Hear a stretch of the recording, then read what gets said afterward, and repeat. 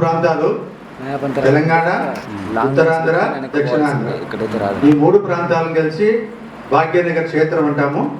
ఆ మూడు ప్రాంతాల యొక్క కార్యదర్శిగా వారు పర్యటన చేస్తూ మనకి మార్గదర్శనం చేస్తుంటారు. వారు ఉత్తరాంధ్ర కార్యదర్శిగా పనిచేశారు. అలాగే అంతకుముందు ప్రాంత సేవా ప్రముఖుగా కూడా పనిచేశారు. ఇలా విశేషంగా 40 సంవత్సరాలుగా విశ్వ హిందూ పరిషత్లో పర్యటన చేస్తూ మార్గదర్శనం చేస్తున్నటువంటి విశిష్ట వ్యక్తి మన మధ్య ఉన్నారు. వారు ఈరోజు ఈ కాలం సెట్ తీసుకోవాల్సిందిగా కోరుతున్నాను.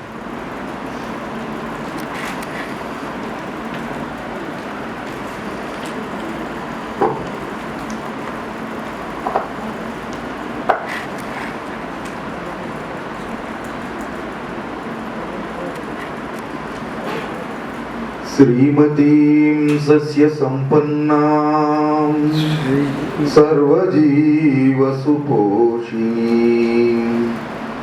పావనీం దేవతామూర్తిం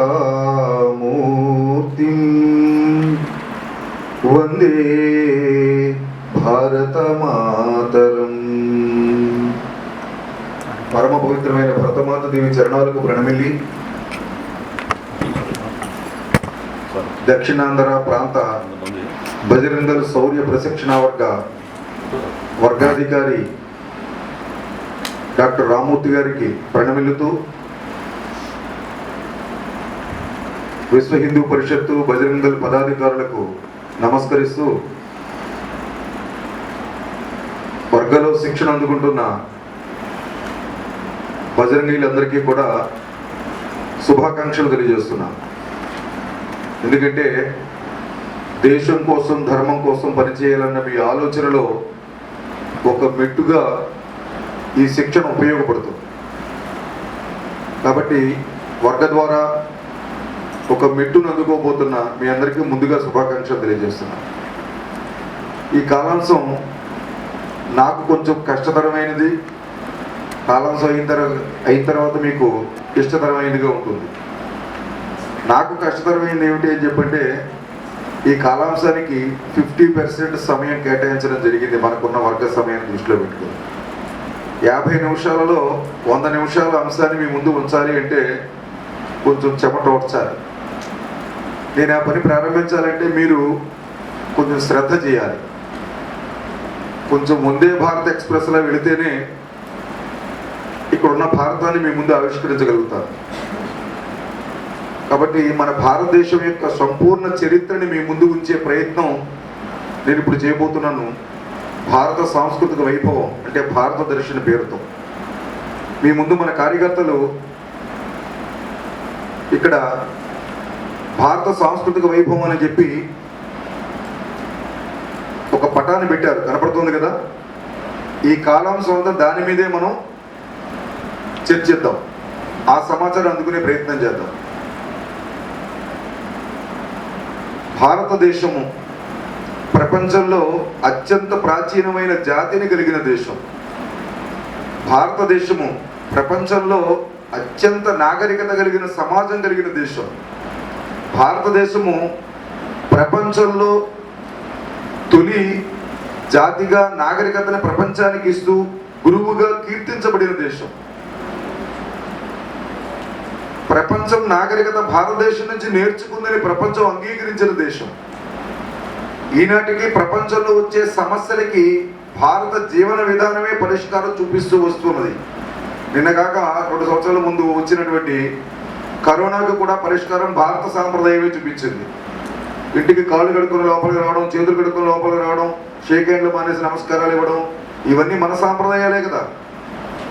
కాబట్టి వీటిని ప్రపంచం ఆచరించే పరిస్థితికి, ఆఖరికి యోగాను కూడా ప్రపంచం స్వీకరించే పరిస్థితికి తెచ్చినటువంటి దేశం భారతదేశం. ఎన్నో ప్రత్యేకతలు ఉన్న దేశం. అందువల్ల దేవతలు కూడా ఈ దేశంలో అవతరించాలని కోరుకుంటారు. గాయత్రి దేవాహ కిలకీతకాని ధన్యాస్తుతే భారత భూమి భాగి స్వర్గాప వర్గాస్పద హేతుభూతే భవంతు భూయః పురుష స్వరత్వ. మనం స్వరత్వం వైపు ఒక అడుగు వెళ్ళాలన్నా, మోక్షాన్ని మనం పొందాలన్నా అది భారత భూమి నుంచి మాత్రమే సాధ్యము అని దేవతలు కూడా గుర్తించినటువంటి దేశం ఇది.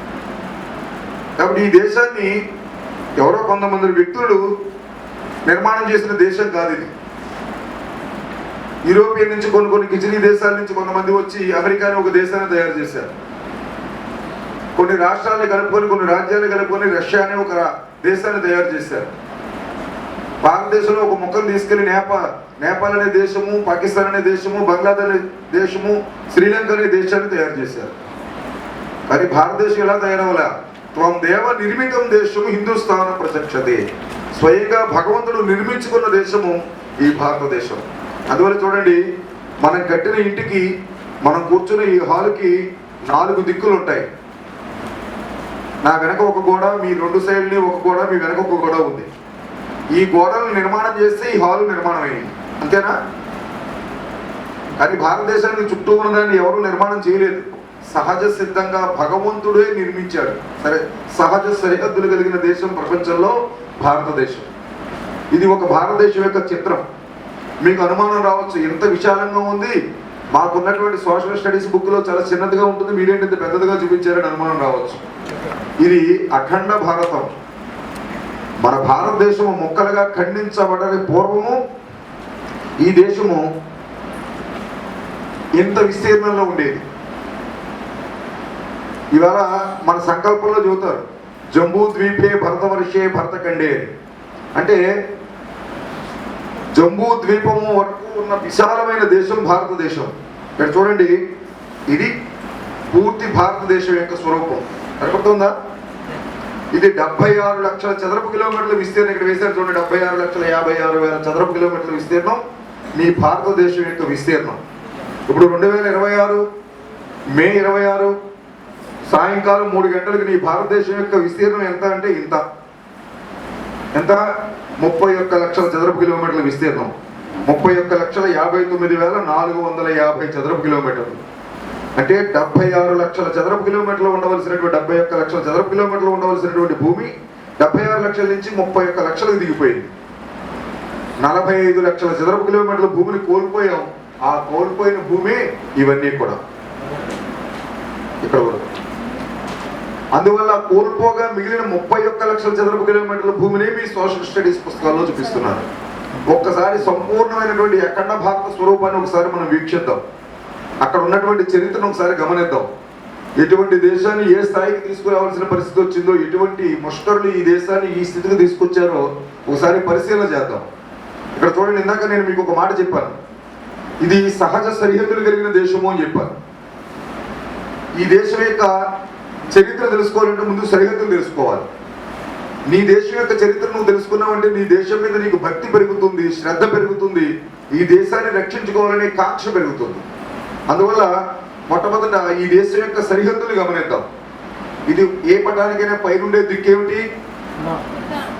ఉత్తరం. కింద ఉన్నది కుడి చేతి వైపు ఉన్నది పడవ. ఇటు ఎడమ చేతి వైపు ఉన్నది 4 దిక్కులు ఉన్నాయి ఈ దేశానికి. లేక దిక్కులేని దేశమా? దిక్కున్న దేశమే కదా. ఈ దేశానికి దిక్కెవరు? ఒకసారి చెప్పండి, మీ నినాదంలో చెప్పండి, ఈ దేశానికి దిక్కు మేమని. దేశ్ కా బల్ ఏంట నీరసం. సందీప్ గారు బాగా పెట్టారు కదా నైట్ వస్తాయి కదా, ఉదయం అల్పాహారం నుంచి శ్రద్ధ తీసుకుంటున్నారు కదా, ఎందుకు నీరసం వచ్చింది?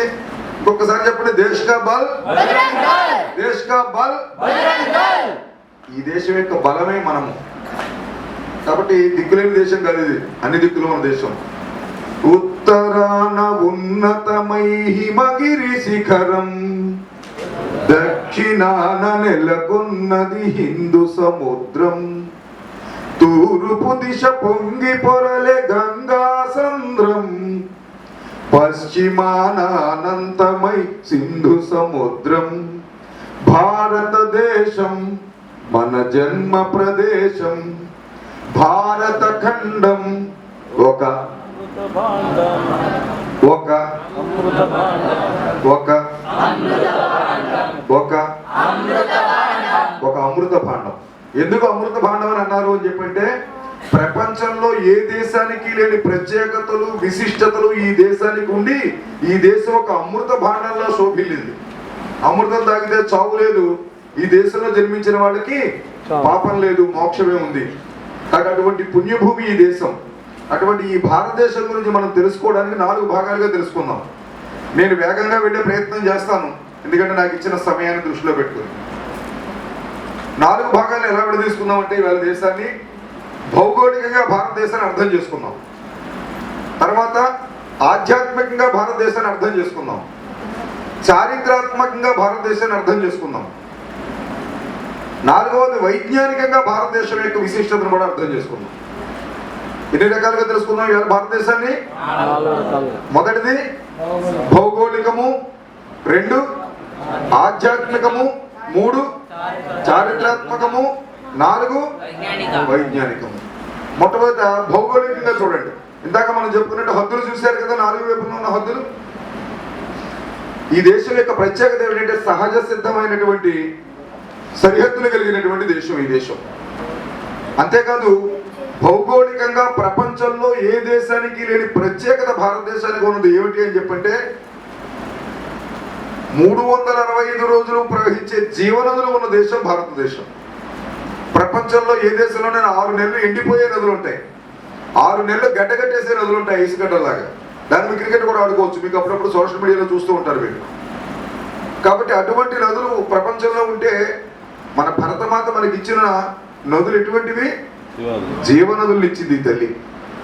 కాబట్టి 365 రోజులు ప్రవహించే నదులు గంగా, సరస్వతి, సింధురు, బ్రహ్మపుత్రస్య గండకి, కావేరి, యమున, రేవ, కృష్ణ, గోదా, మహానది, ఇలాంటి నదులన్నీ కూడా భారతదేశాన్ని సస్యశ్యామలం చేస్తూ మన యొక్క భూసారాన్ని పెంచుతూ పాడి పంటలతో మన ప్రజలు తొలతూగేలా చేయడానికి ప్రధానమైనటువంటి వనరుగా ఉపయోగపడుతోంది భారతదేశంలో ఉన్నటువంటి భౌగోళికంగా ఈ నదులు.